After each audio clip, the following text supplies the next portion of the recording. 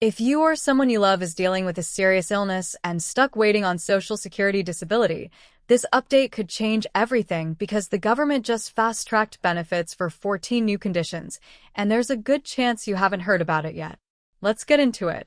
The Social Security Administration just announced a major update to something called the Compassionate Allowances list. Now, if that name sounds unfamiliar, here's what you need to know.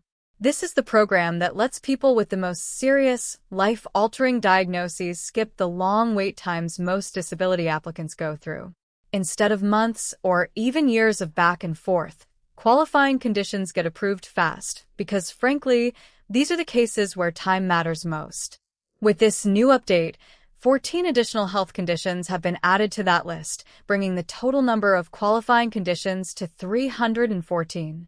Many of these newly added conditions are rare disorders, and a lot of them specifically affect children, things like Aicardi syndrome, Lafora disease, and malignant migrating partial seizures of infancy. There are also several rare cancers on the list now, including primary cardiac sarcoma and primary intracranial malignant melanoma, along with a number of genetic syndromes that most people, including many doctors, have never even heard of. Social Security Commissioner Frank Bisignano spoke about the update, saying the agency is working to make the disability determination process faster and more efficient, so people facing life-changing diagnoses can get the support they need without unnecessary delays. Here's some context that really puts this into perspective. Since the Compassionate Allowances program began back in 2008, more than 1.2 million people with severe disabilities have been approved through this accelerated path. That's over 1 million families who didn't have to wait through the standard process while dealing with an already devastating diagnosis. And part of what makes this possible is technology. The agency uses digital medical records and health data systems to quickly identify these qualifying diagnoses, cutting out a lot of the delay that used to be built into the system. So, why does this actually matter?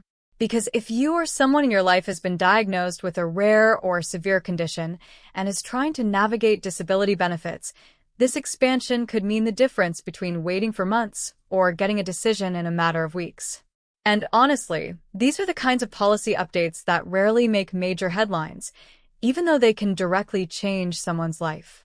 If you want to see the complete list of all the conditions covered under this program, you can find it directly on the Social Security Administration's official website.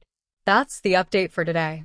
If you found this helpful, do consider subscribing because we'll keep bringing you the stories that actually matter, the ones that often slip under the radar.